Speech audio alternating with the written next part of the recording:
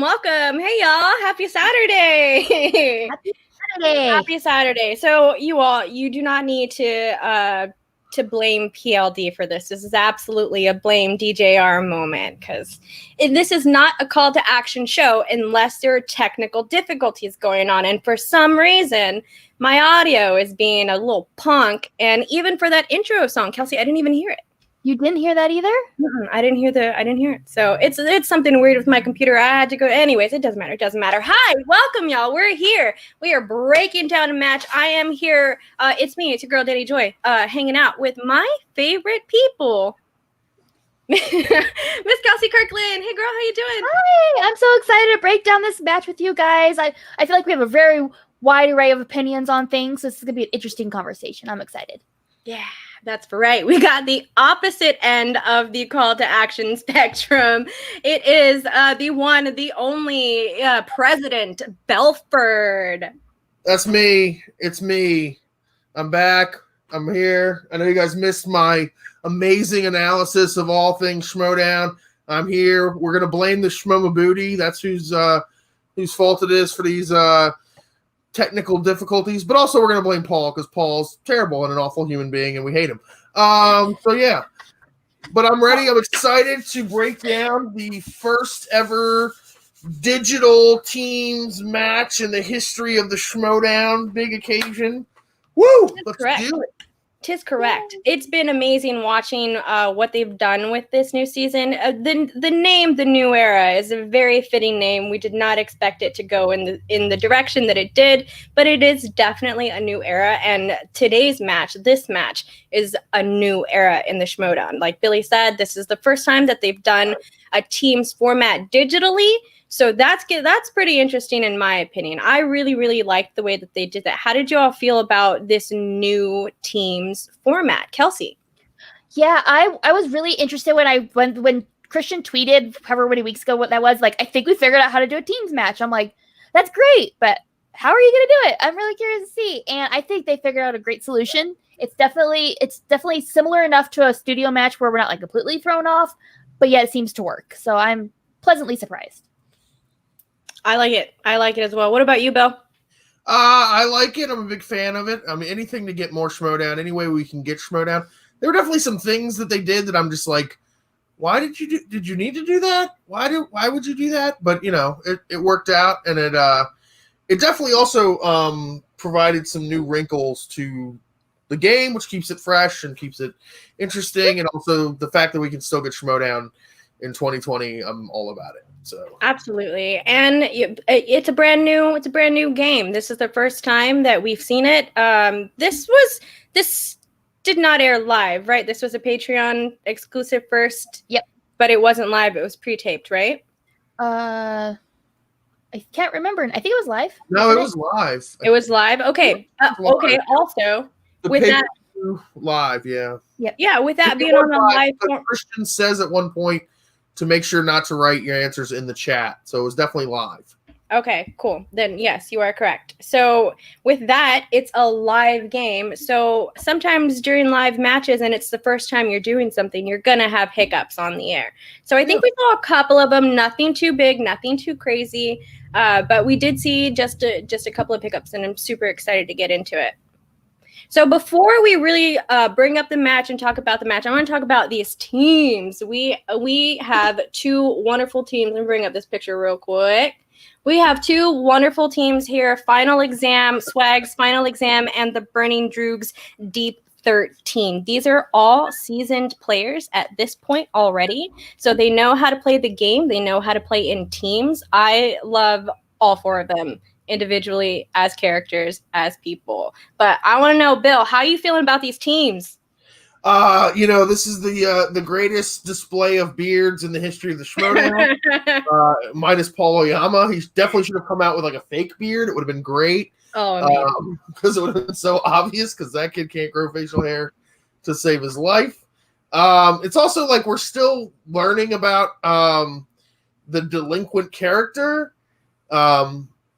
And then also I think the delinquent character has kind of helped Paul kind of find a character. So it's really interesting.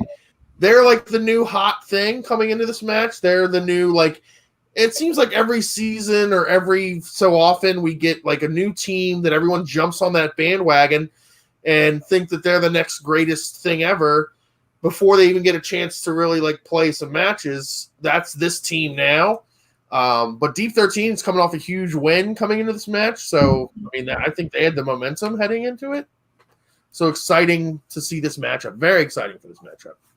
Yeah, I agree. And Alonso Duralde and Whitney Seibold both have been playing inside of the Schmoedown a little bit longer than Paulo Yama, even though he already has a belt underneath his – he's already got a belt. Homie's already got a belt. So, and Lon is just a wonderful player. I really love to see it. Kelsey, how are you feeling about these teams? I love these teams. The Final Exam has quickly become one of my favorite teams in the league, not only for gameplay, but for like kayfabe and every story and everything like that. Lon is a national treasure. He is probably my favorite character in the Schmoedown right now. He is so entertaining. Even when he's not on screen, like you'll see like in the opening of this match when they have the countdown going, they'll put up a chat he said in there and it's like, so who's playing today? And it just he just cracks me up. So I love Final Exam. And the Deep 13, they're both solid players. I think they work very well together. And I also seeing these two teams against each other, their dynamics, stuff like that was very entertaining. So I thoroughly enjoy these teams. Absolutely. This is definitely a match that I would have loved to have seen in studio, but with the times and what we have to deal with now, it was still just as entertaining to see on screen. Billy, we haven't really had you on the show for a little while, so I really want to know your opinion on these new digital Schmoedown matches. How are you feeling? It's I'm impressed, I'll say that, because they haven't had like we do digital space stuff. That's our bread and butter. And the amount of times that we occasionally have technical difficulties, Exhibit A, it happens. You know, you're going to have these like, they haven't had really any technical difficulties. At least they haven't been noticeable. Everyone seems to have had, you know, good internet connections, good mics, good cameras, which right now in 2020, it's difficult to find a good camera and mic unless you're willing to, you know, pay out a lot of money. But yeah, the digital matches are fun. It feels more relaxed, but at the same time, there's still that element of like, of you know, the Schmoedown like seriousness to it. So it's the IG tournament was amazing. The fact that we got it was fantastic. The Star Wars tournament was great. Now it's like we're kind of getting into the heart of the season. We're having matches every couple days. We're having pay-per-view matches. We're having, you know, fun Schmoedown things. The one thing I will say about this match and this card as a whole, because we're going to, you know, there's also the other match that was part of this night. This was the first time where I was like, man, I really wish this was a live event. Yep. Because that I could go to. Because, you know, the IG tournament wouldn't be a live event. The Star Wars tournament wouldn't be a live. Maybe the final, but like, they haven't been live events in the past. This is the kind of thing that would be a live event. And I'm like, man, I really wish we could go to like somewhere and watch this and reunite the family and all that. So, oh man, I miss you all so much. I miss live events. I do. So these pay-per-view matches, like you said, Bill, this is the first big pay-per-view match that we've seen in this new format also. So I'm really glad. A big shout out to the entire Schmoedown team and Schmoedown family for keeping all of this up. We are entertained. And Kelsey, you've been riding this wagon of C2A for quite some time now. So you get to get ready and get amped up for this new tournament season that we have going on. 4 matches a week. That's a little bit ahead of the time. I understand that. But still, I want to know how you feel about that, getting ready for 4 matches a week. Getting to watch and experience the matches, I'm super excited for. Knowing the amount of work we will have to go into for breaking down and call live, stuff like that. I feel like, I'm going to need a lot of energy drinks. Thank God. So bang, if you want to sponsor us, I could use like a case of you right now. That would be great. Yeah. But I'm excited for it. See, my store is sold out of my favorite flavor, so I have a rock star right now. It's fine. Oh, nice. My store is out of my favorite flavor also. This is Sour Heads, and I like the cherry limeade one. That's my favorite. So I like rainbow unicorn and cotton candy. Those are my favorites. Billy, what's your favorite bang? What's your favorite bang?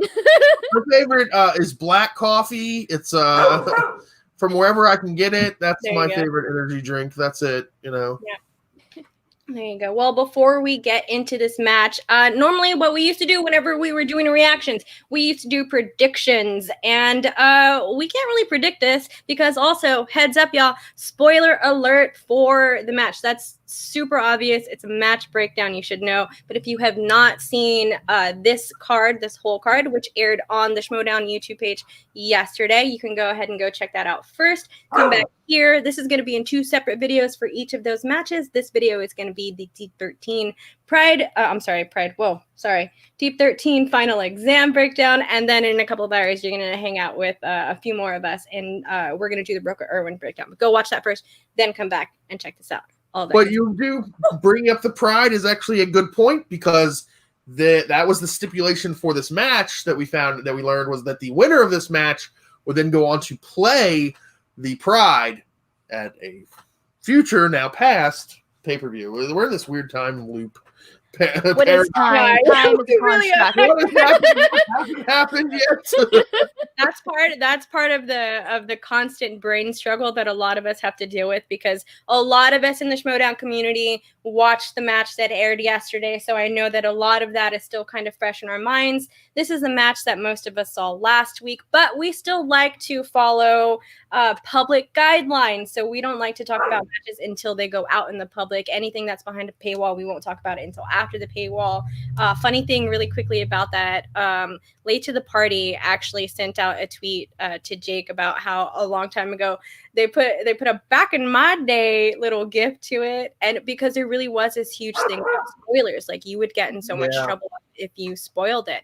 Now we're in a completely different day and age, and it's totally cool. We know the rules. Harloff has told us the rules about the spoiler bans. We knew going into this year that the spoiler ban was going to be lifted, except for the Facebook page. That's really the only place where the spoilers are. So technically, do we have free range to talk about it? Yes, we do. But we will always let you know ahead of time. Are we talking about spoilers for yesterday's match that's behind a paywall? No, we're not. So sorry. So sorry about that. We will talk about it soon and all of that good stuff. But I think that's all that I have. I'm sorry. I feel like I just went on a Danie rant about rules. I don't know. Hey, you're good. Anyway, Danie rant. Anyway, so really quickly about predictions going into this match. Did either of you have a favorite going into it? We all know my love. I love Swag. That's my faction right there. So I definitely was going with Final Exam. What about you, Kelsey? I was very similar. I went in final exam winning it. I think Deep 13 is a great team. I think it really could have gone either way.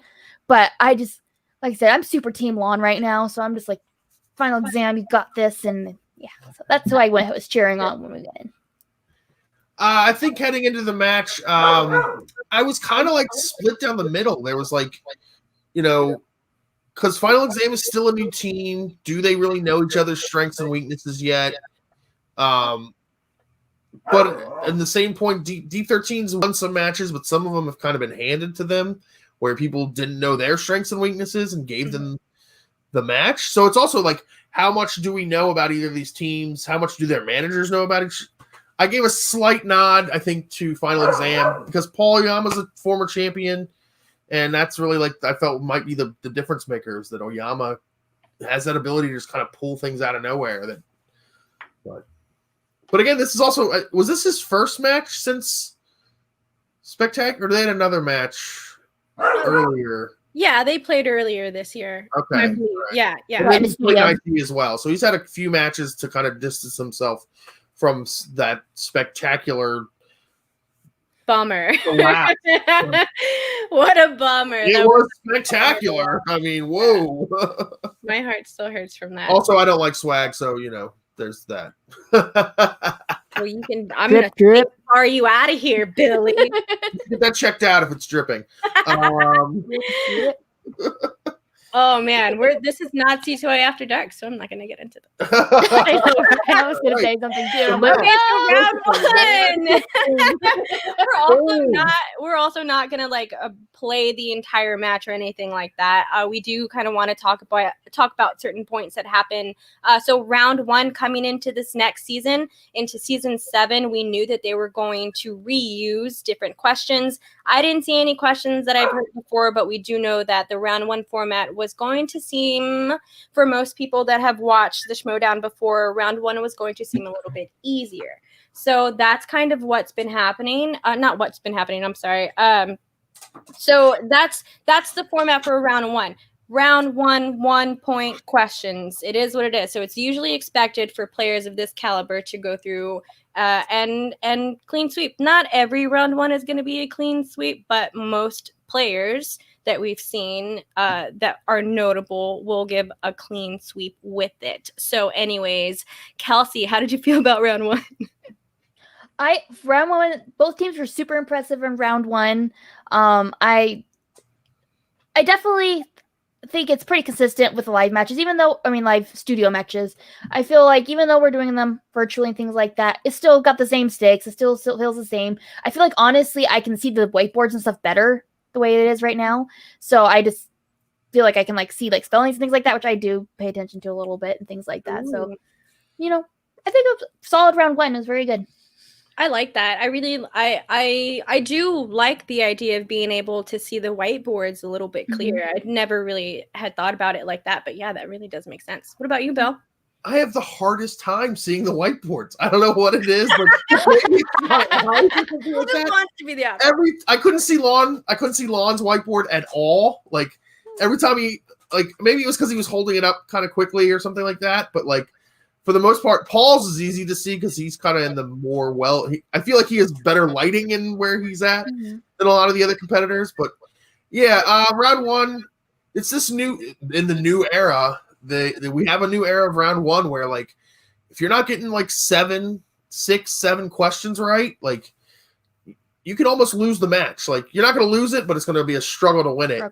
And both teams performed really well. We had a little bit of a little ending of round one where Paul had a chance, and we can talk about that. Yeah, so Paul is also from the fan league. So Billy, that could be something. When these matches first started happening, that was something that I thought about. Some of these people that were in the fan leagues might have a slight advantage because they're so used to working online and doing matches like that. So Paul probably knew where to put his lighting. Well, I also think in the fan leagues, know how to they're pretty strict in the fan leagues of it's got to be legible. We have to be able to read it. Yep. Kind of in this one, they're like, if you have it, we expect you to have it. Hold it up, say what you wrote. Unless there's some crazy not written completely or something like that, which didn't happen in this match. No. Yeah. The whiteboards have been pretty easy to know. It's interesting to see the different styles of whiteboard that different people have. Because in the studio match, they all have the same whiteboard. But you see some people have kind of different styles of whiteboard no whiteboard at all, which everybody $1.89 at Walmart right now for back to school. They have a bunch of different colors. Whoa. And they come with a marker. So go to Walmart. Yes, I like to see the different colored note cards. People note cards to write their answers on. Those are always fun. So not normal round one. Nothing really crazy happened. No challenges happened.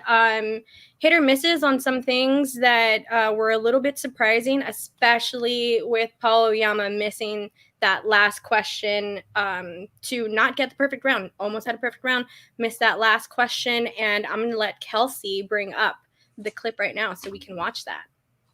All right. Here's the clip.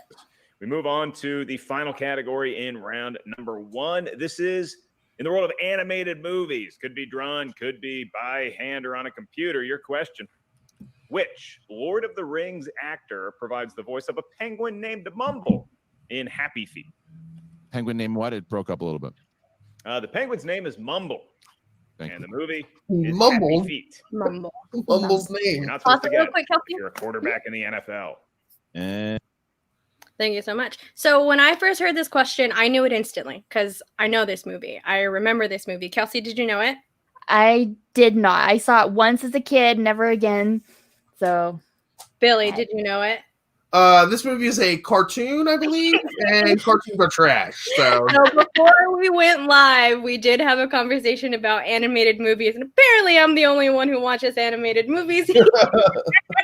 So unless Batman's in it, then no. Yeah, I instantly knew the answer to this question, but what I was really surprised at is the way that Paul answered this question, which is, I think, a type of gameplay that I'm enjoying a little bit more. Paul answers his question with full confidence. You don't hear a stagger in his voice at all. He doesn't question his answer. It's the wrong answer, but he doesn't question it. He says it with full confidence, and I'm really starting to like that gameplay. Like you're, instead of being like Ian whatever, I'm sorry, I can't think of his name right now, instead of being like that. So what do you all think about that?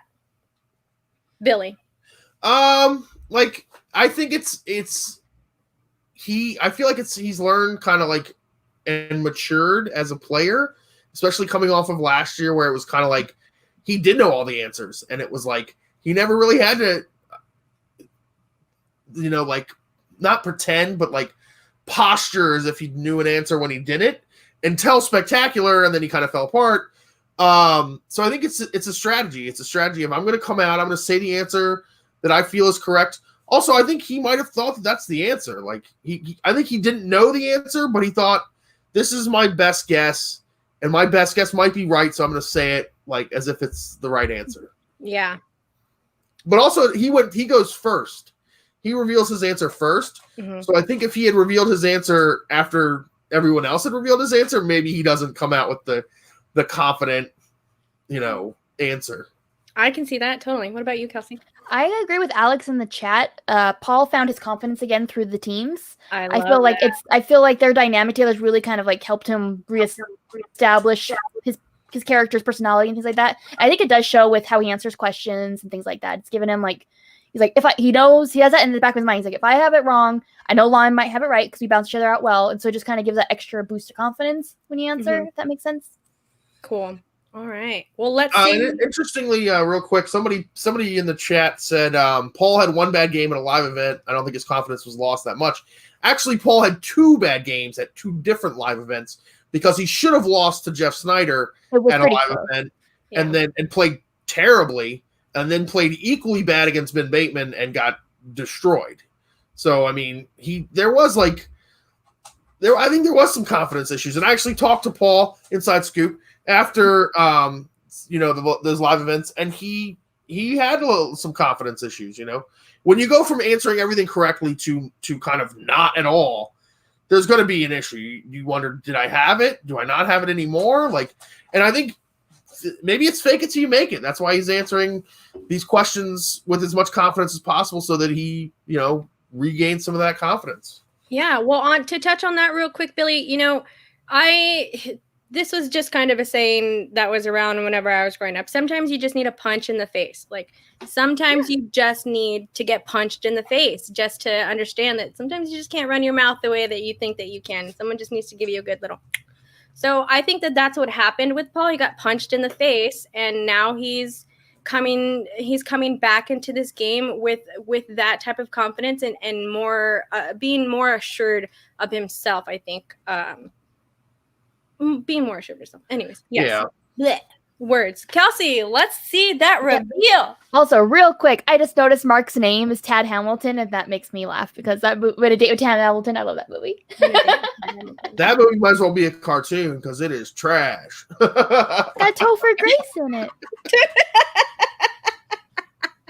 I love that. You say that like that Billy and Kelsey. Like it's checkmate. Like it's got Topher Grace in it. Like that. I like Topher Grace. Okay, I had a I major crush on Topher Grace when that movie came out. So, all right, let's go for it.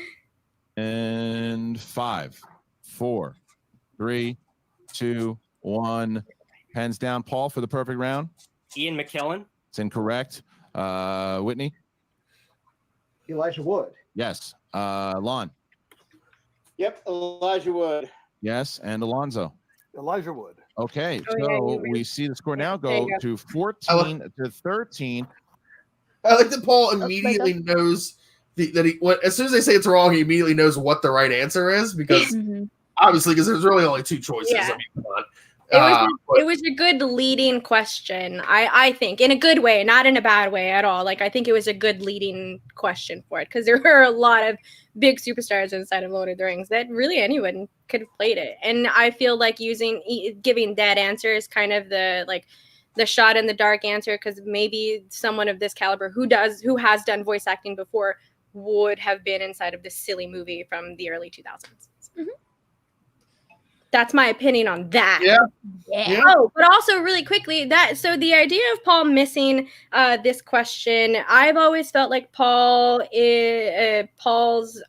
weakness is usually in the 90s. Like the 90s, early 2000s era kind of seems like I've never ever been the type of person that's been like your age determines your gameplay. I have never ever wanted to concede to that type of thinking. And I think Paul is a very good example of that. Paul and Chance are very great examples of that because they are young people who know a lot about movies and who have had belts.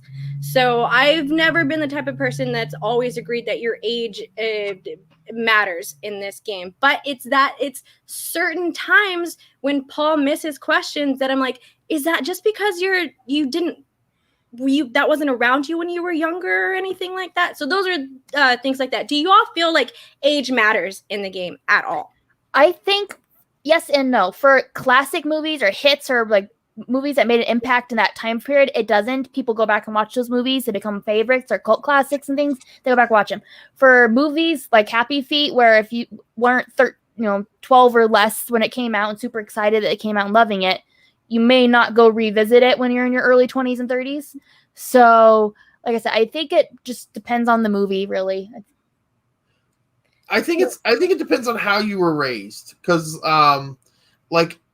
so to a certain extent it does matter because for the most part most people are introduced movies in kind of a similar way. When you're young, you watch kids movies. As you get older, you watch more adolescent movies, and then when you become an adult, you watch more adult movies. Maybe you get some adult movies younger than other people, maybe a little later, depending on. But for the most part, it's kind of like that. Then there are certain people who kind of get raised like kind of similar to like how I was raised. Like my parents would just let us watch whatever we wanted, or they would show us movies that maybe we shouldn't have been watching as children. Ben Bateman talks about this all the time, how his dad took him to see movies that like nobody else would see after his parents got divorced, like Memento famously, and like things like that when he was probably too young or was younger than he should have been to watch those kind of movies. But then he also missed a lot of the traditional like family movies. So that's kind of like his Achilles heel. Maybe it's the same for Paul Oyama because he's kind of like out of time, like out of like the timeline. Like he likes classics and he's big on classics. And it's like, and I mean, we're talking like 40s and 50s classics, like not like we talk about classics that are 90s movies. Like, so there is that thing. There are like holes in there, sort of like, and different people can have different holes depending on how they were raised or how they take in movies and what movies they like versus what movies they don't like. That's really fair because growing up with my my parents' thing is that I was much more likely to be taken by my parents to go see like a gory sci-fi movie than I was to go see a Disney movie. Because my dad and I, that's what we watched sci-fi. We were big, like Lord of the Rings, went and saw every single one, things like that, fantasy, things like that. But like Disney movies, I saw them when they're on Disney Channel pretty much because that's when I finally would get a chance to see them. So if that's how a person's raised, I really do agree with that. How you're raised affects your movie knowledge a lot. And so if that's just not how your family dynamic was, then it could affect gameplay now. I totally agree with that too, because my mom was a huge Disney fan, and that was why I was flooded with Disney movies as a kid. And Happy Feet coming out in 2006, I was 19 in 2006. Paul's 21, so I feel like even if there's an animated movie that comes out now around this time with him being this age, he would know those answers. So maybe because I was just watching movies at that time that could be how I know. I was old enough to remember this specific movie. So that might even be that type of factor for it too. It's also, there's like different like generations of the movie going experience, because there's like, you say you're a Disney kid. We didn't get Disney when I was a kid because you had to pay for it. The Disney Channel was not a free channel. So we watched Nickelodeon. We didn't watch Disney Channel. So if you're like older than like 34 or so, you probably might not have had Disney Channel as a kid and didn't watch. So maybe you didn't watch as many Disney movies. And then also like just how and then there's like the blockbuster generation of like, where you could go get 5 movies at a time. And there are people who would just watch 5 movies for, in a couple days and then take them back and watch 5 more. So, I mean, it all depends on how you were introduced to movies, how you accessed movies. And I'm really interested to see like what Paul's like upbringing was like as far as like movies go. Like, who was it that introduced him to movies? What kind of movies was he introduced to? Because the younger you are, the more those movies imprint on you as well. Yep. Like, not even necessarily watching them more often, which you probably do if you like them, but you have those memories. It's kind of ingrained into you, like those first movies, those earliest movies, things like that. Yep. So before we get into round 2, chat, if y'all have any opinions, ideas, any questions for us about round 1 in this match, get it in there. So round 1, we ended it at 14-13. 14-13 final exam over D13. Not a perfect round for Paul. No perfect rounds for anyone. So Alonzo missed 2 questions, I think. Everybody else missed 1, right? Okay. That's what it was? Yeah. I'm not exactly too sure if those are on your notes. Somebody posted that in the chat earlier. I think that's what it was. Yeah, I love that. Good stuff, y'all. So I enjoyed it. Nothing new, nothing crazy, nothing strange about round 1 with this new digital format. Just more people on the screen. How did you all feel overall about round 1? I thought it was a solid round. I think everyone pretty much played exactly how I kind of figured they would play. I was, always a little surprised when Paul doesn't, go perfect, things like that. But one question is just one question. So really, no big surprises round 1. Billy? Yeah, I mean, it's, we always say you need to get like 6 to 8 questions to be, a top team. These are 2 teams that should be top teams. So those are good scores. And again, you can't lose it in round 1. You can't win it in round 1 either. So it's a good round. I like that mentality. I do think that if you get under 5 questions right in round 1, you might lose that game. Yeah, that's when you're in your danger zone. Is when you're like 4 to 5 or less sometimes. Yeah. Leo Logan in the chat talks. Alonzo missed the first 2 questions. That's actually impressive to miss the first 2 and then go 6 in a row. So you bounce back. I was interested to see when Paul misses this question, because now technically it's like a 2-point swing, because if he gets it right and then he gets the bonus question right, they go from being up by 1 to being up by 3. Would it shake his confidence? Would he be, because you missed the last question, you're like 1 question away from the, it's kind of like in baseball, if you like give up a hit in the beginning of the game, you threw a 1-hitter and you're very excited about it. If you give up a hit on the last play of the game or the second to last batter of the game, you're crushed because you missed a perfect, a no-hitter or a perfect game. I think he kind of shook it off. I think he's this new confident Paul working with Lon. I think it's starting to show through a little bit. He doesn't let things get to him. He's not looking to be perfect. He's just looking to be good. Yeah, I agree. I love that. All right, so going into round 2, I wish I knew all the rules so I could recite them. That was very impressive. 5 questions now. I don't even know. Yeah, I know. No. As many times I've heard the rules, you would think I would remember them. I mean, I know the rules, but like not. When Mark Ellis was on Chill to Action, he like recited the rules. He recited them perfectly from his head, beat for beat. So good. It was amazing. It was beautiful to watch. So going into round 2, final exam is up. They decided to defer, which is always an interesting conversation that I have with Alex. Big shout out to Alex from the Call to Action crew, because Alex has this wonderful logical explanation for spinning second in the wheel round, where I love the idea of going first as an intimidation factor in the game, especially if you feel confident enough in yourself that you can take on anything. There are strategic reasons to spin first in round 2 as well, but for me, I'm a spin first girl. What about y'all? Billy, spin first or spin second? First, I'd say just whatever your strategy is, whatever you think is best for your team, do that. And it seemed like we got to see Winston talking to his team behind the scenes, which is the new thing in the digital space. And he says, "We prepared for this. We know we're going to defer." And I'm like, "That's fine. Know what you're going to do and do it." I am a defer person, because if you go first, even if you go perfect, the other team's like, "Okay, well, we'll just go perfect and it's fine." But if you struggle, that's a big motivator for this team to go second. Be like, "Oh man, they did bad. We can put them away." Mm-hmm. You can't put them away going first unless you have such a huge lead that you can somehow win the game. But especially in a tight match like this, you're not going to win the game by going first. You get a better look going second. Maybe you get some steals to even give you more confidence when you defer.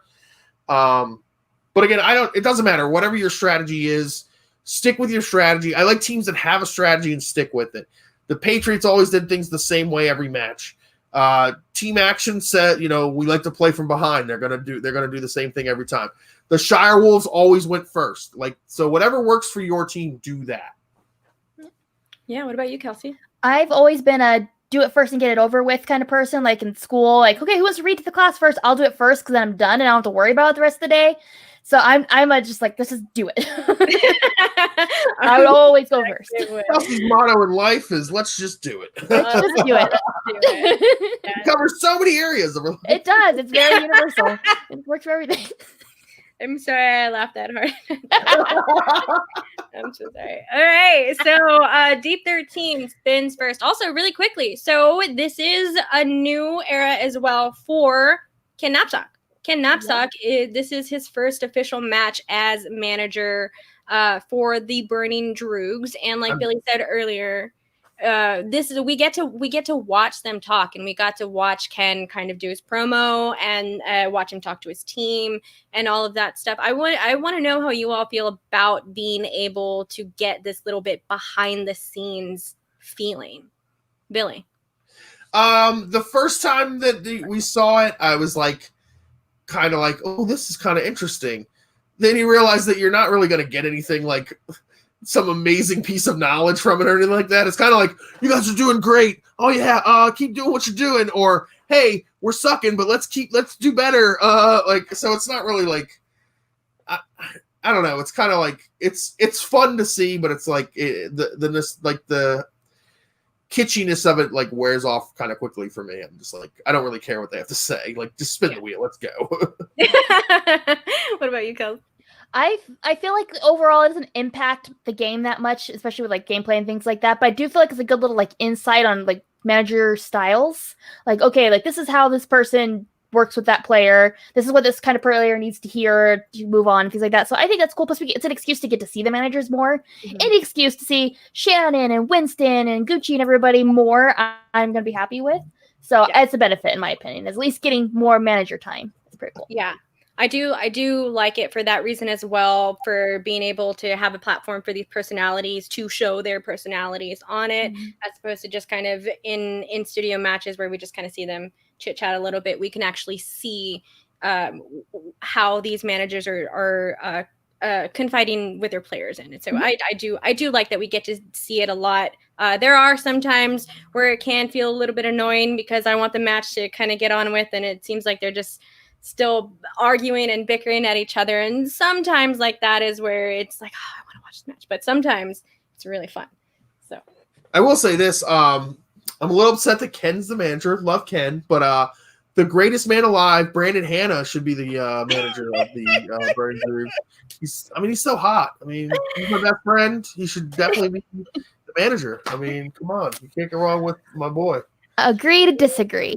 You guys know you love some Hanna. Come on, love me You some call Ben Hanna. Bateman a traitor? Holy cow! Okay, Ben Bateman didn't betray me personally. Hitman called out C2A, and we did so much for him early on in his Schmoedown career that was constructive hot criticism. It's constructive hot criticism. You know, that's what he does. You know, Constructive. Brandon Buckingham. Your name. No, that's what me and Danielle give. Lester We give Brandon. constructive hot criticism. That's not what Hitman gives out. Yeah. I saw Anyway. it. I'm fine with it. So Deep 13 spins first. They end up spinning Festival Darlings. That is what not a controversial thing for them to pick, but that was the whole deal with the Den and Kate allowing Paul and Tom to give Deep 13 Festival Darlings, and they spun it and they did it and they did very well with it. They went multiple choice and won, but still got that correct and scored all of those points in there. I didn't see anything too crazy about this round. Did y'all, Kelsey? No, not really. Kind of, especially when I spun that, it went exactly the way I thought I was going to do, because I knew that, seeing past matches like that, we know that's a strength of theirs, and so, I mean, it was pretty standard, exactly what I thought was going to happen. Yep. Yeah. The Schmoedown controlled the digital wheel and got what he did. And damn Schmoedown. Interesting match, and it was an interesting match. So, So Billy has brought up two things that we do not talk about on the Call to Action podcast. So Billy is not coming back. No, we don't talk about Brandon Hanna, and we don't talk about the digital wheel. I'm here for everything. I'll be on every C2A show from now on. It's Billy Melford presents C2A presents. That's what Jake's gonna have to change all of the thumbnails to Billy Melford presents. See, a certain Dylan Camacho thought he was becoming the creative control of C2A. No, sir. It's this guy.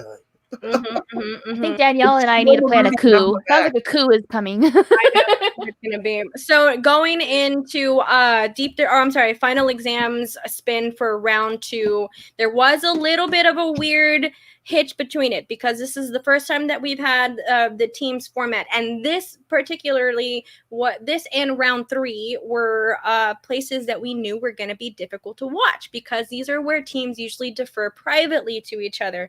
Fans are not privy to it, and their opponents are absolutely not privy to those conversations. So what they did with these new round 2s is the opposite team completely leaves the StreamYard. If anyone's familiar with StreamYard, then you know that you can leave that. You won't hear anything, you won't see anything, nothing like that. I believe the managers have to go with them as well. Yeah. I'm interested to see them really polish this up, because there was a tiny bit of a hiccup going into final exams spin, where Christian said that they were going to leave Deep 13 and Ken in the room for the final exams spin. Paul made a face. Harloff responded to it, and then it took a few seconds, but then Winston brought it up and said that this is not the same format. This is not how it goes. Do you all have any questions about or challenges with that format, or what Winston said about it? Kelsey? Having not been there, and I'm not a manager, I don't really know how it would affect things from that kind of point of view, things like that. As a viewer, it doesn't bother me. I see it makes sense. I kind of see how they could decide for it to be that way, but there's probably other reasons why maybe that isn't the best way to handle things. And Winston, as a manager, and a very good manager, was picking up on that. So doing things digitally, it's hard. It's not going to be a perfect system. So, there'll be little flaws in the system no matter which way you do it. So, I think they picked maybe the right decision, but I totally see other arguments as well. Mm-hmm. It's a live event, so this went live. I think that's the kind of thing that if it wasn't live, it would have gotten edited out. Absolutely. It's kind of like being at a live event, and you see things happen. you'll see things at a live event that happen that don't make it to like the edited footage when you go back to watch it like the next day or whatever or whenever it goes onto YouTube. So there is like always sort of these little like wrinkles and things like that. I think it's because they were going to leave him in to see the spin, but then they realized they had to get him out so that they could talk and then spin. It was a little weird, like Yeah. But it was also like Winston had already talked to his team. They chose to defer. Then he kind of got to talk to his team again. Like, I don't know. I was fine with it. I mean, it was like, I don't even really remember everything that was said or why it was a big deal, but it worked out perfectly. Yeah. I did like or how did you feel about them asking all the questions? And then at the end, they came back and asked, like, that's when the steals were at the end. I don't think there were any steals, but the steals would have been at the end, you know? Right.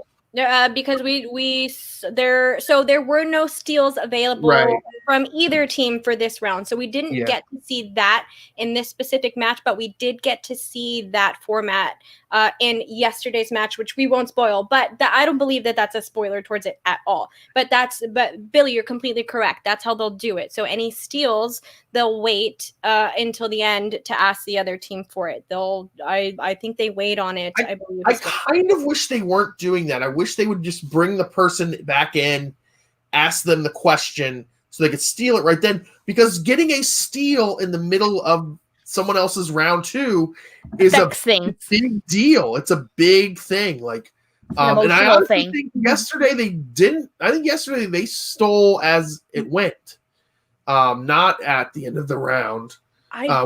Which affects things, which can affect somebody's mindset in the match. Yeah, well, and also yesterday's match I've only seen once. I really haven't had a chance. I think in the teams match they wait till the end. In singles matches, they just do it right away. Yeah, so that's an interesting thing. I think they should bring the other team in, let them try to steal, and then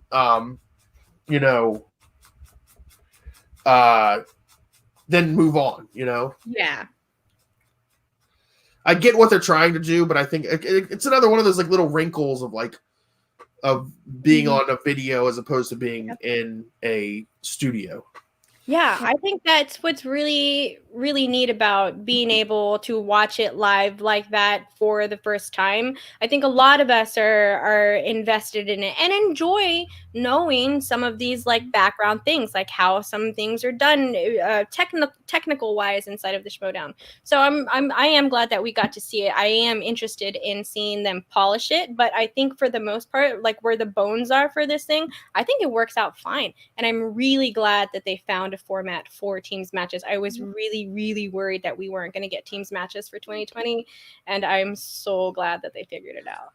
It was weird because I was like, I didn't think it was that complicated. Like, what like this is kind of like what we normally would do anywhere. There's a few little wrinkles, but I don't like. I felt like it was just you could just kind of do it. Like, I don't know. I was when they were. I felt like they were kind of like making a mouse out of a molehill. A mountain out of a molehill. Like, just kind of do it. See how it works. Like, we can change things on the fly, especially like have some of these like preliminary matches that aren't like, for a like, just pick 2 random teams, have them play each other, work out the kinks, maybe not even air it, work some behind the scenes dark matches. That's a thing they do in wrestling. Dark. That sounds good. Some problems So Deep 13, I'm sorry, I keep doing this. I keep thinking final exam and keep saying Deep 13. So apologies, but final exam went perfect in so also they got Spinner's Choice. So they got Spinner's Choice, and we got to hear that little bit of that. This is maybe where the online stuff might bite someone in the butt, because we got to listen to Paul and Lon. And Paul, I think, in my opinion, I think Paul was trying to keep it a secret on what 2 categories that they were. I do too. I think that was on purpose. What are you talking about? I think going forward, teams are going to strategize like, if we get spinners, this is what we're picking. We're not going to talk about it. We're not going to say why or what. We'll just be like, all right, we picked that, and that's it.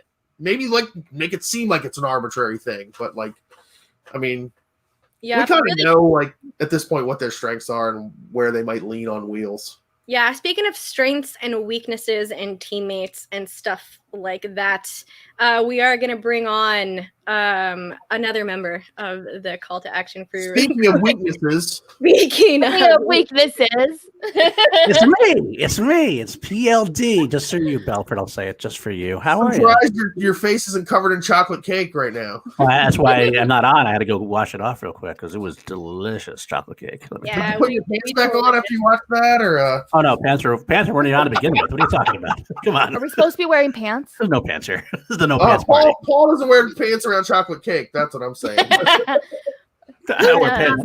put on pants since April. DJ has been pantsless for a very long time. Yeah. I'm gonna be Okay. honest with you. Quarantine. All right. So we're gonna get As back. usual, We're gonna Paul get back threw up into for- the match. We're bringing Paul in because sometimes Paul has good opinions, and he was Sometimes. wrong. So might as well. So we're talking about Jake, round 2 of this match and final exam going into Spinner's Choice. And so I knew that Pixar was something that Paul was strong in because I feel like Yeah. that's something that he said before. I was very surprised about Sandler. How do you all feel about the Sandler category in general? Paul, since you're here, I'll let you go first. Well, I'll say it's an easy go. You got to take the categories while they're new. Because when you have the new category first, they're going to be their surface level questions. No one's answered any of them, so they're going to be those almost first round type questions. And it proved pretty much true because when they went through the Adam Sandler questions, I knew them all without even thinking about it. I mean, I'm a Sandler comedy fan kind of thing, but it just seemed like that's the easy strategy. I know other people have taken that strategy before. It seems like it's a good strategy. New category, take it. I've seen every single movie that they asked, and I thought that it was a little bit tougher than basic questions, which I absolutely appreciate. So, Bill, keep going with your opinion. I think it's a misnomer that you only get surface levels questions in these new categories. It actually has kind of followed how it's been this whole season. You're going to get a couple easy ones. You're going to get one that's kind of like a twist. And then you're going to get one that maybe is a little bit tougher if you haven't seen the movies. If you've seen the movies, it's not. Remember, these are 2-point questions. They're not. Everyone should get 2-point questions. It's not like going into the last round, you expect to get your 2-point question. Like, these aren't like deep dives. These aren't like crazy things. Now, maybe in some of the older, but that's the beauty of them changing the wheel this year and refreshing the wheel, is that you don't have some of these categories that we asked every question possible, and therefore we only have deep dive questions. So it's all kind of surface level knowledge, maybe a little deeper than others, but it's not. Even in older categories, there's nothing that I've been like, wow, that was super tough. Like, holy smoke, how did they get that question? Right. So I disagree to a point. I mean, I understand what you're saying, but I do think that when you have that kind of level, there's not as many questions out there. And if they know these categories are coming, so they know Sandler's on the wheel now. So you take a look at that category; it's so fresh that you know a lot of what's going to be asked at first, because you know you're not going to get those deep dive questions. So it's just I think it's a good strategy to take a category like that. I bet you. Like, I don't know, I might have misheard it. They probably took this category, studied that category extensively, kind of like what Bateman did with. No, they took this category because of what you said. It's a new category. Right. It's going to be mostly surface level knowledge. And Paul has seen enough Adam Sandler, and I'm sure he has seen enough Adam Sandler that you expect to get Adam Sandler questions correctly. If there was a round 1 question, Adam Sandler, you probably expect to get that question right. Correct. Now, if it's like Tyler Perry, where like I haven't seen Tyler Perry movies, like I won't get the surface level question Tyler Perry movies correct. Right. Then you don't pick that category just because you're going to get surface level questions. Like, so you have to have some knowledge of the movie, especially in Spinner's Choice. Like, you have to be confident enough. There could be a swerve in one of those questions where you're just not expecting it. Oh, there's always a swerve in there. That's for sure. And you never can tell. There's always going to be something you haven't seen. That's right. Kelsey, how did you feel about the Sandler category? I think the Adam Sandler category is kind of like back to what we're talking about earlier with like Paul and things like that, where a lot of the movies are when he was younger, where they wouldn't have been appropriate movies to watch that time, but they're classic movies that you will then revisit when you're older because you just do. So I feel like Sandler's a very good category for him in that sense, because all the newer Adam Sandler movies he was older at that point, and so maybe went and saw them when they were in theaters as a teenager, like that. And all the younger ones, they're very staples in comedy at that time, so you still go back and watch them. Mhm. So I think it was a very solid decision to pick Sandler. Yeah, also, I another thing with Sandler is that he recently switched to Netflix, so those aren't questions that you're not gonna get questions from those movies because they're Not yet. getting to the theater. So like it's only going to be older Sandler movies for the most part. For now. And there's not that many of those Sandler movies. It's not like a huge category or catalog of movies in a Sandler category, but also that category later on in the future could change because we've all seen categories that are specific to people are not just about the movies that they've made or the movies that they're in, but they're also about the people that are inside of those movies as well. So that Sandler slice can definitely get into deep dives if it gets pulled out a little bit more now that people think that there might be some softball questions because it's still a new category. We might end up seeing some of these really deep dived Adam Sandler questions. And honestly, I would love to see that. Please let me see a 5-point Little Nicky question, please. Oh, I would- yes. I would say I think that like for a lot of people like that are of the age and Schmoedown, like they're kind of like we're the mid-level range, like the 30s, like mid 30s, 30s around there, give or take. They grew up with the Adam Sandler that and you have a lot of those like the Billy Madisons, the Happy Gilmores, and those kind of movies. There's kind of a point where there was a turn. And there's a lot of Adam Sandler movies like from the later on era that you don't know much about. So that's another place where it could bite you in the ass because not as many people have seen The Cobbler.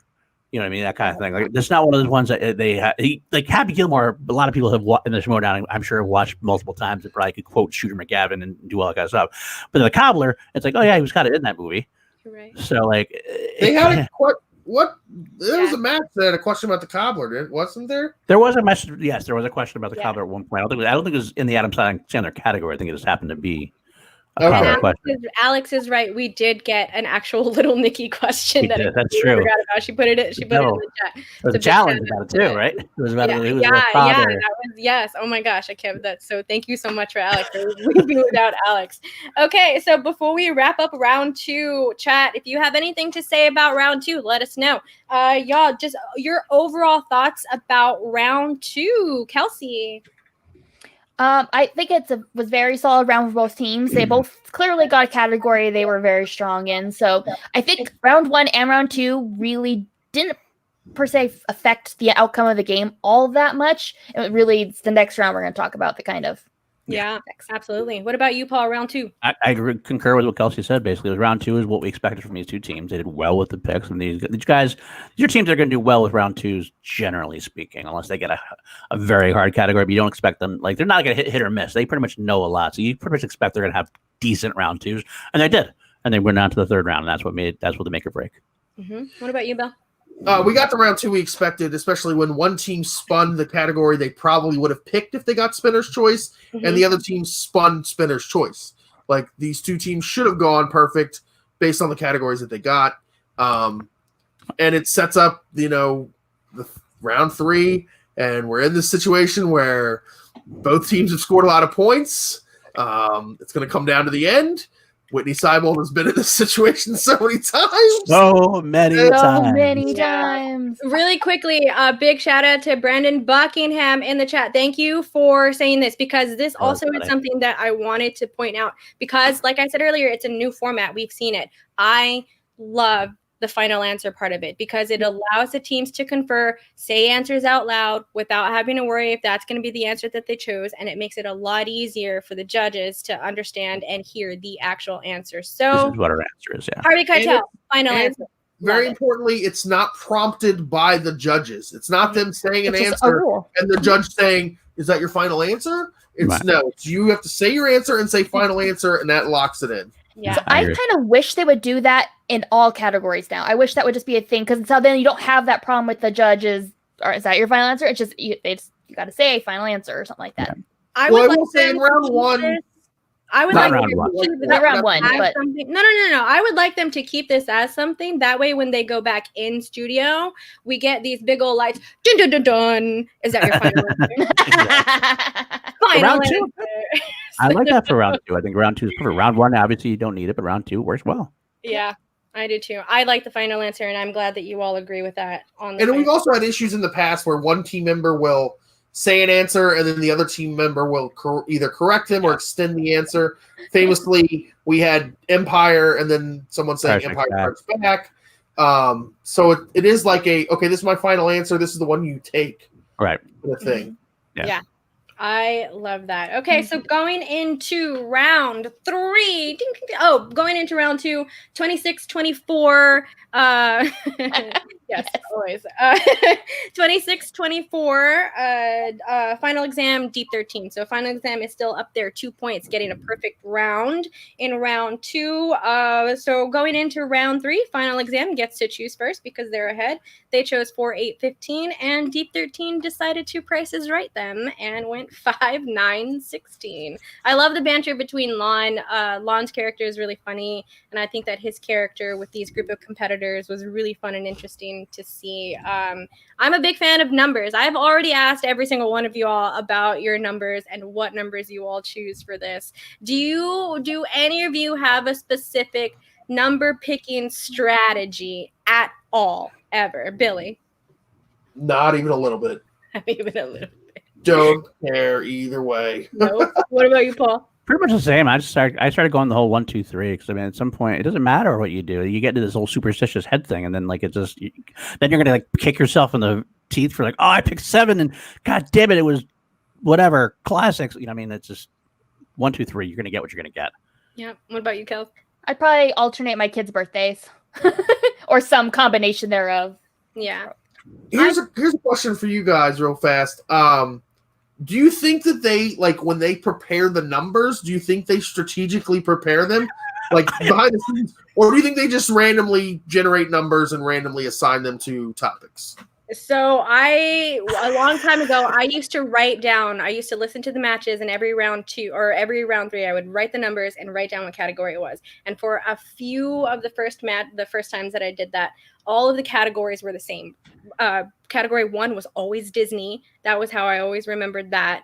And then it was later on that they changed it. So I think that they might have caught on to that because I feel like that's a simple thing to study for around, like to break the game. Like, you know how some people knew how to break Jeopardy and stuff like that. Right. Yeah. Right.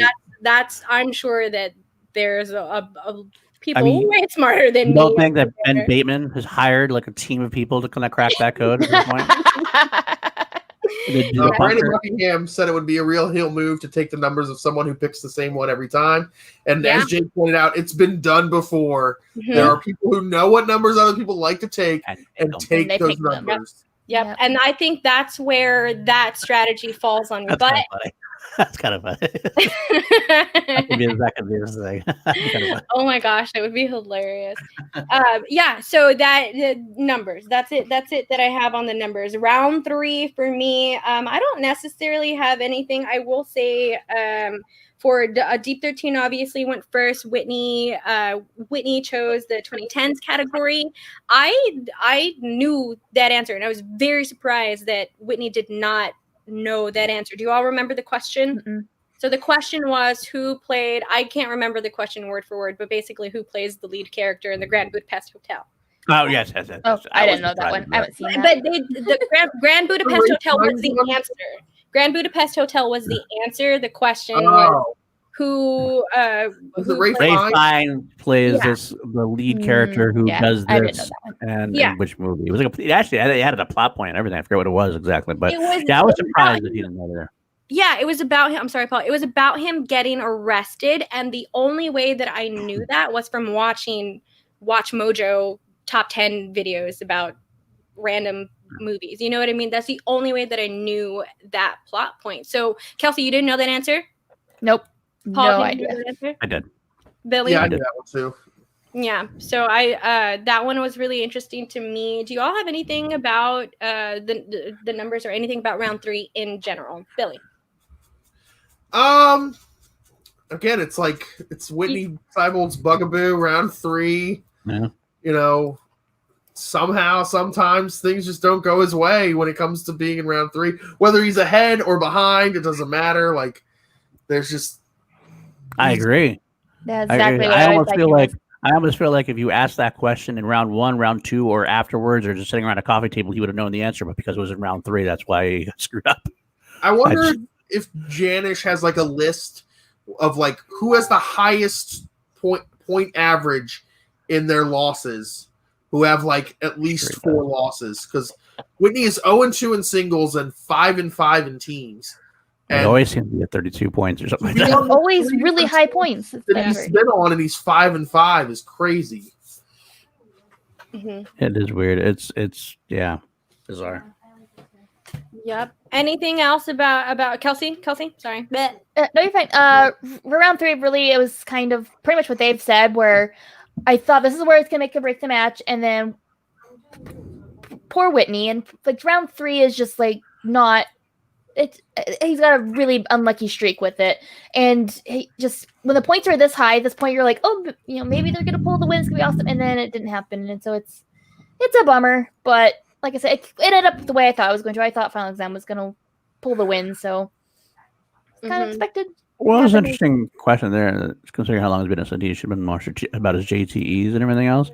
But sometimes I have noticed I heard this. I forget where I heard this. Some people say that like they don't want to waste their JT at that point because like they don't. If he doesn't know it, he's not going to pull it, and he thinks he's not going to pull it. Then why bother? And then later, there's a question that you might get to, like you think you could get to, and you don't have a JTE left. Right. This wasn't like the 5. You're never going to get there. You're never going to get there. It's no point in burning JTEs. Right. Yeah. 2-point question. Right. Some people you just know you're like, I'm blanking on this. I'm not going to get there. So I'm not going to waste my JT at that point. And I actually agree with that. I think it's a good strategy to keep that JT in case you actually do have a potential of getting there. Because you know in your head when you get asked a question, you're kind of like, yeah, I got nothing on this.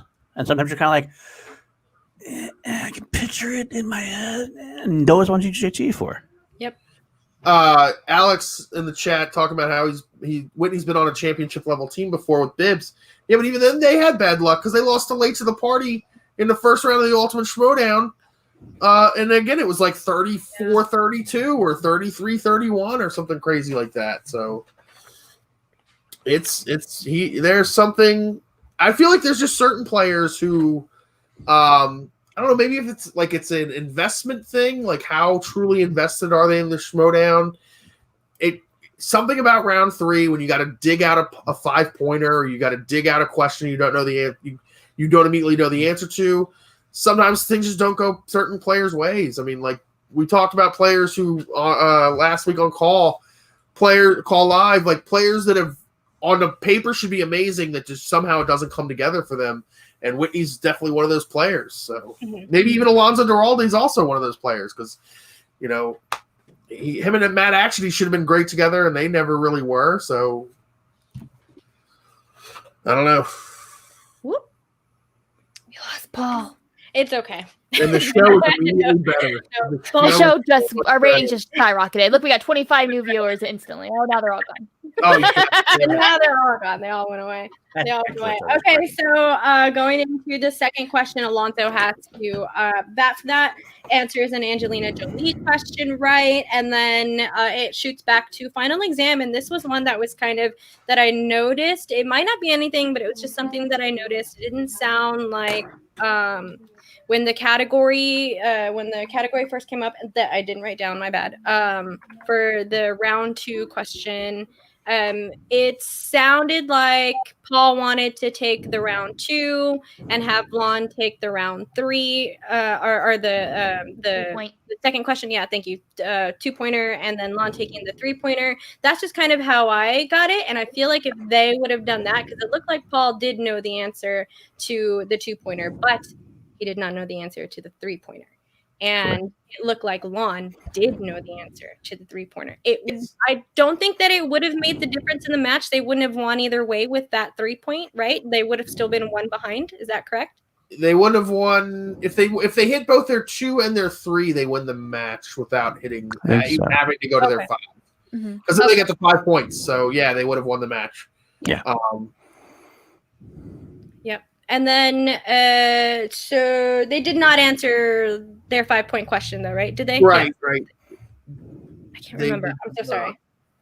Okay, no, because Deep 13 went on to answer their 5-point question, which was spy films, and Alonso Duralde knew that right off the bat.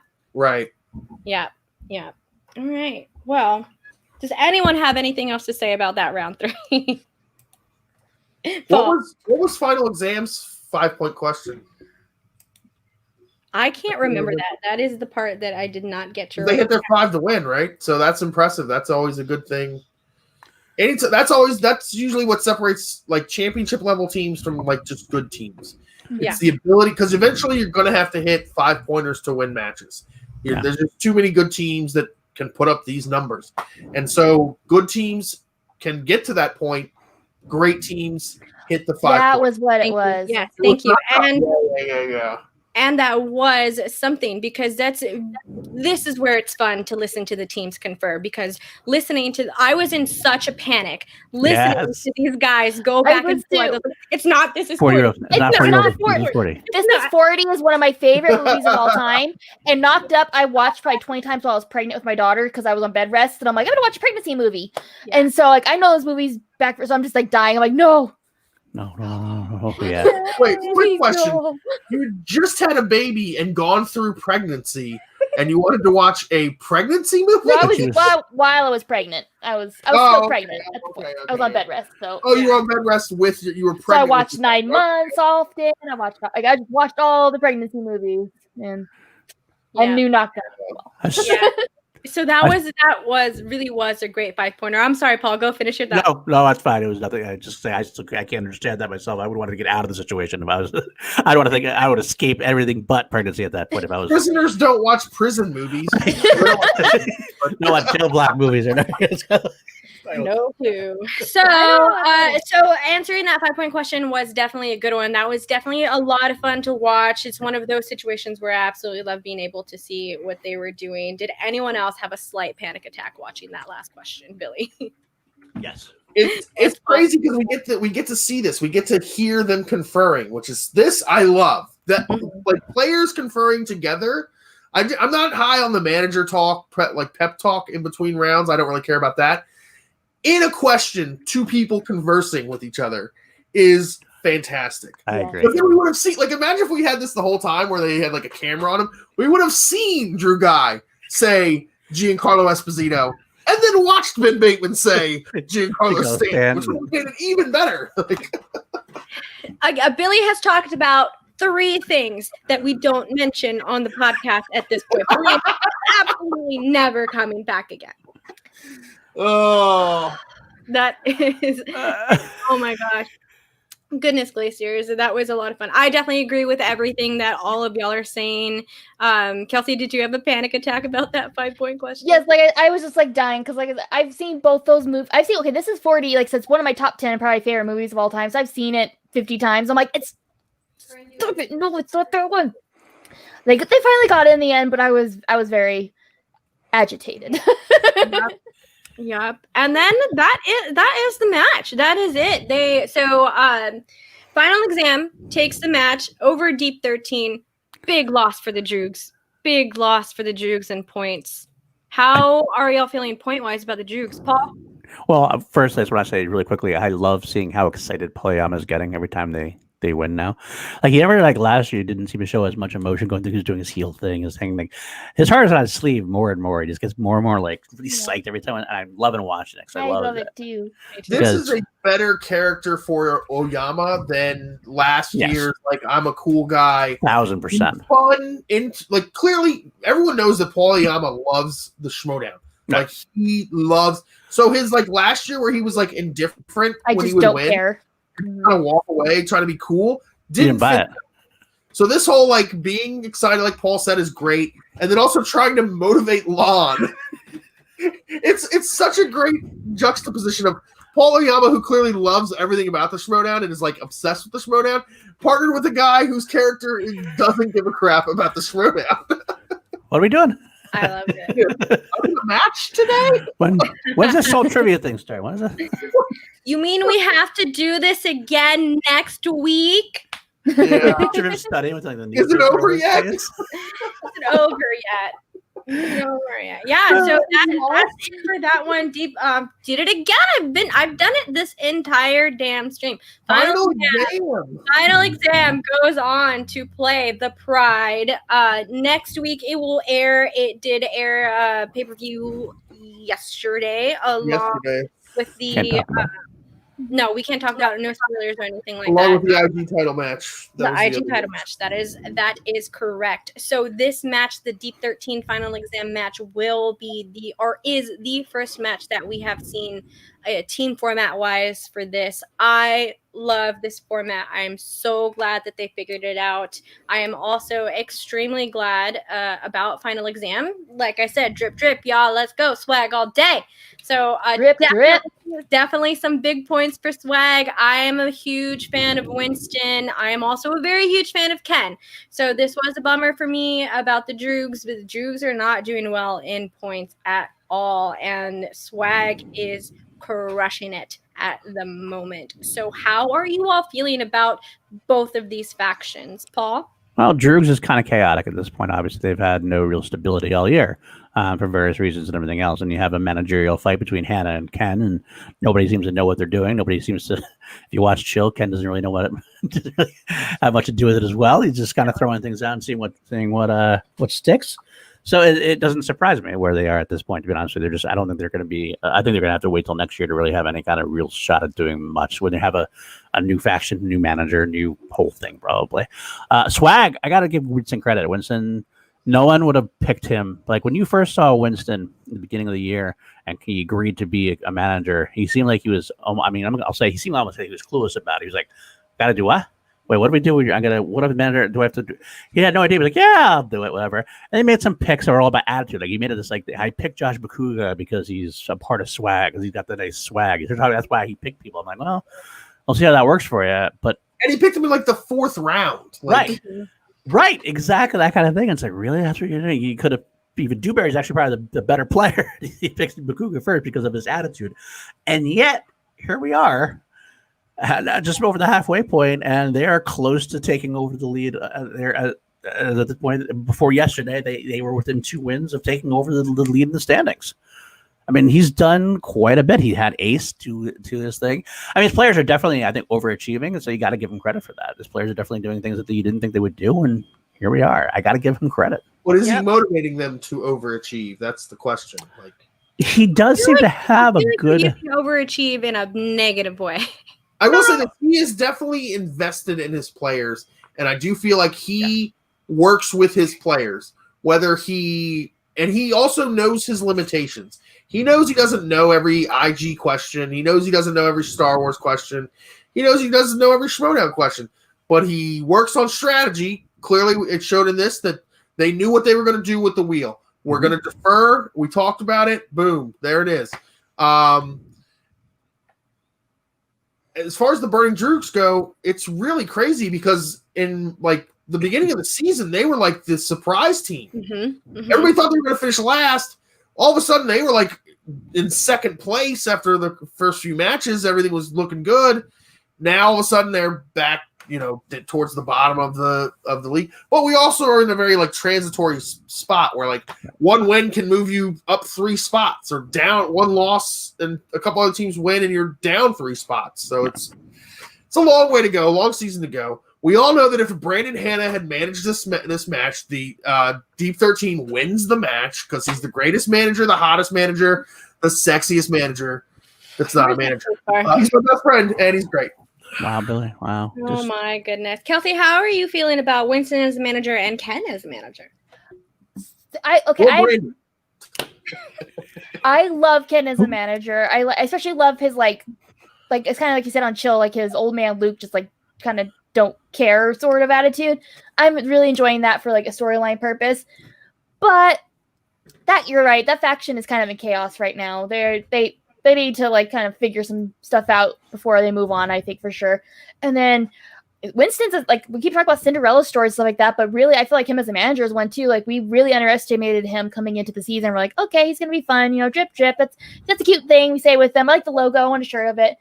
And then now I'm like, Swag's one of my favorite factions by far, and I get excited every time we say drip drip because I just want to be a part of this community that Swag is building. Winston is like, he is just such a great manager and such a great beacon of hope. Like him reacting to an ace one, just like the look on his face is still probably one of my favorite moments of the season. Like it's so great. So Swag just impresses me more and more every match they're in. Absolutely. I agree with everything all of y'all are saying. I've always been a big swag fan, and I'm really glad that a lot of other people are really coming into the light. So thank you so much. But I believe that is going to be it for our Deep 13 final exam breakdown. Billy's got something to say, so I'm going to let him say One last point, as far as the when they were like going back and forth with This Is 40 versus Knocked Up, people get roasted in the chat and in the comments afterwards when they miss questions that people feel they should have known the answer to. Imagine how much they would have gotten roasted if they knew if they like argued themselves out of the answer. Yeah. Oh my God. Oh my goodness, you're correct. It is one thing you've heard teams say that they did that, but it's one thing to hear them say Hear that them and, do and it. actually hear them do it. Oh motion. my Also, goodness. real quick, Jeremiah Morris asked any predictions for who manages the Droogs next year. There won't be a No, Droog next there year. will There not won't be a Drew. A No, There'll be a different new faction. So There will Yeah. not be. So we're gonna have to wrap this up really quickly because your girl's got another reaction that she's got to do in just a bit. So One last plug. If you do watch Ken's chill episode, he talks about someone that he wants to bring in as his replacement manager. He actually said he's an interim manager. Go He check wants it to bring somebody in as a turn. So watch that chilled action. Plug. Go ahead. out. Plug, plug. that is I like plug better than drip. But much better. plug. Well, while we're plugging away, so Paul, Paul, go ahead and plug what we got going on the channel this week and where you're at. At Paul_Denuzio on Twitter, on Class Action every week on the Action Industries YouTube channel, and on my own channel, PLD Projects. This week on our show, we have another reaction coming up soon, like very soon. And then we get Call Live tomorrow, which we hosted by the lovely Kelsey there. And I'll probably be on it. I don't know who everybody else is going to be on it. I don't know what Are we're you? talking about. I might be. Are you allowed? I'll have to talk to you. I'll have to pay you my dues afterwards. Oh my god. And then on Monday, we have the little thing here. We might as well use it, right? Yes.